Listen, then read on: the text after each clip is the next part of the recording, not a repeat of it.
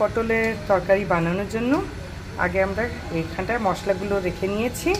তার সাথে অলরেডি এখানটা পটল এরকম করে কাটা, আলুটাকে এইভাবে কাটা, আর এর সাথে পড়বে টমেটো, আদা আর লঙ্কার পেস্ট, সেটাও আমরা তৈরি করে নেব। নেওয়া হয়েছে টমেটো, আদা আর কাঁচা লঙ্কা, এই তিনোটা পেস্ট করে নেওয়া হবে। এই যে আমরা সব রেডি করে নিলাম আমাদের রান্না করার জন্য। এখন আমরা শুরু করব। ধনে, জিরা,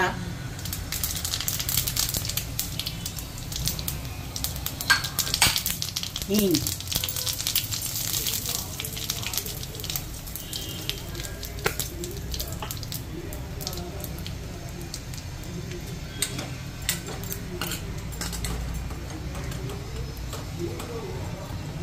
পটল ভাজার জন্য।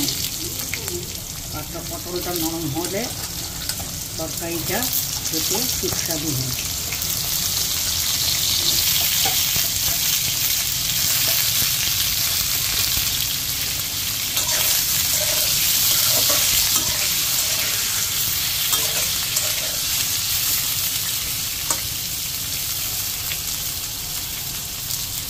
এই পটলটা প্রায় তুমি একটু ব্রাউন করে ব্রাউন মতন হয়ে যাওয়া উচিত না?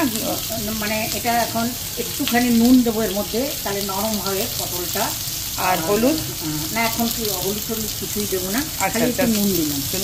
নুন দিয়ে ভাজা হবে। নুন দিয়ে ভাজা হবে। নরম ভাজা মানে কি নরম হওয়ার জন্য। নরম হওয়ার জন্য। পটল ভাজা নয়, এটা নরম হওয়ার জন্য। আচ্ছা, তাতে তরকারিটা ভালো তৈরি হবে। ঠিক আছে। পটলটা প্রায় মানে নরম হয়ে গেছে। এখন আলুটা ওর মধ্যে দিয়ে দেবো। তেল আছে, কাজে আর তেলের দরকার নেই, আলুটা দিয়ে দেবো। এটা সর্ষের তেল বা সাদা তেল দুটোর ইউজ করা যায়, রাইট? হ্যাঁ, হ্যাঁ না, সর্ষের তেল দিয়েও রান্না করা যায়, সাদা তেল দিয়েও রান্না করা যায়।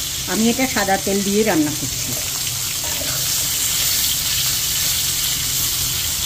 এখন আলুটা ভাজা ভাজা হতে হবে পটলের সঙ্গে। তার মানে বেশি পটলটা নরম হতে হবে না, নাহলে আলুটা ভাজা হবে না। হ্যাঁ, আর আলুটা শক্ত হয়ে যাবে, পটলটা একদম নরম হয়ে যাবে। হ্যাঁ, তো তার মানে অল্প ভাজা করেই পটলটা আলুটা দিয়ে দাও। আলুটা দিয়ে দাও। হ্যাঁ, আর তুমি যেটা বলো আস্তে আস্তে ধীরে সুস্থে ধীরে ধীরে রান্না করা, তাহলে সেই রান্নার স্বাদটা হয়। তাড়াহুড়ো করে নয়, ধীরে ধীরে রান্না করলে রান্নার স্বাদটা হয়, তরকারিটাও ঠিকমতো সুসিদ্ধ হয়। এটা দুটোই সমান সমান ভাজা হয়ে গেছে। এখন ওই টমেটো পেস্টটা, যার সঙ্গে আদাও আছে, কাঁচা লঙ্কাও আছে, ওই পেস্টটা ঢেলে দেবো ভাজার জন্য।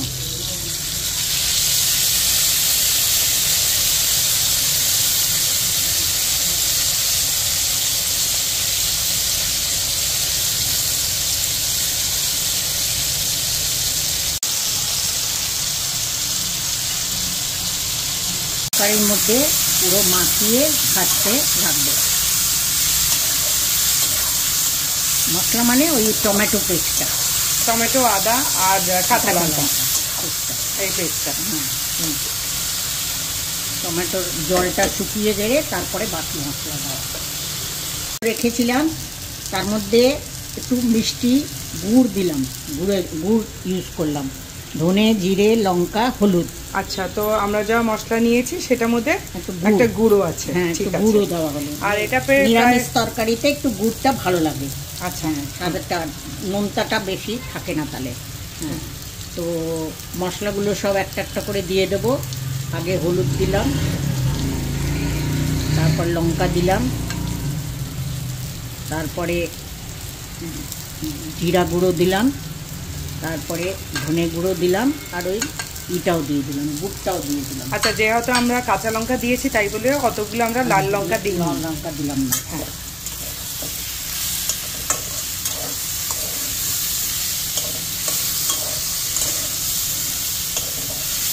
এখন আন্দাজ মতো নুন দিয়ে দেবো। ভাজা হলে মশলার গন্ধ বেরোবে। আগে কিন্তু আমরা অল্প নুন দিয়েছি, সেটা খালি পটলের জন্য, তখন আলু পড়েনি। তো এখন আলু আর সব মশলার জন্য, ভাজার জন্য একটু নুন দেওয়া। হ্যাঁ, একটু নুন এই জন্য দেওয়া যে এরপরে তো জলও দেবো। জল, হ্যাঁ। আচ্ছা, এখন এটাকে সুন্দর করে ভেজে নেওয়া হবে।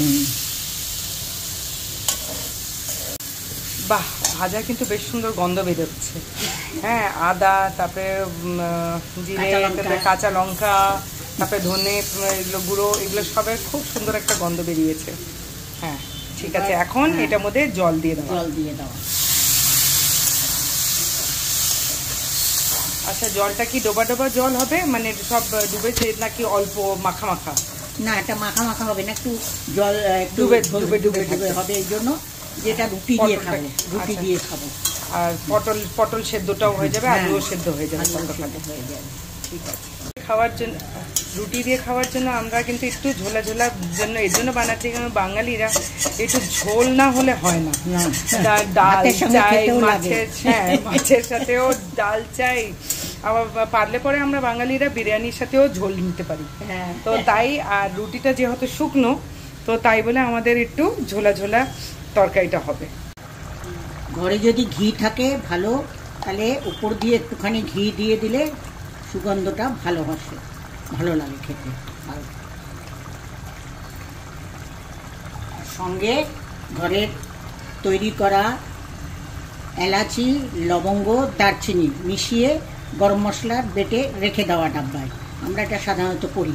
তার থেকে একটুখানি তরকারির মধ্যে দিয়ে দেওয়া, আন্দাজ মতো, অল্প একটু গন্ধের জন্য, যেটা খুব বেশি না।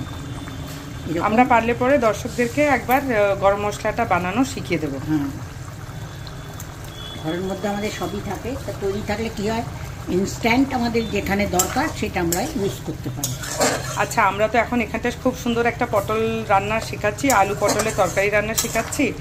হ্যাঁ, কিন্তু আপনাদের থেকে একটু রিকোয়েস্ট আছে, একটু লাইক, শেয়ার অ্যান্ড সাবস্ক্রাইব করবেন আমাদের চ্যানেলকে। আমরা নতুন নতুন শুরু করেছি। এটা হচ্ছে আজকে যে রান্নাটা হচ্ছে, আমি আমার শাশুড়ি মার সাথে করছি, অ্যান্ড দুজনে মিলে অল্প অল্প ছোট ছোট যা পারি একটা নিশ্চয়ই শেয়ার করতে থাকবো ভিডিও। যা যা আমাদের পছন্দ, যা আমরা খাই রোজগারে, যা আমরা খাই সেটা ডেফিনেটলি একটা শেয়ার করতে থাকবো। অ্যান্ড আশা করি আপনারাও ওই রেসিপিগুলো ফলো করবেন, অ্যান্ড ভালো ভালো খাওয়া খাবেন, আর ভালো থাকবেন, সুস্থ থাকবেন। ঠিক আছে, এই হলো আমাদের আলু পটলের তরকারি।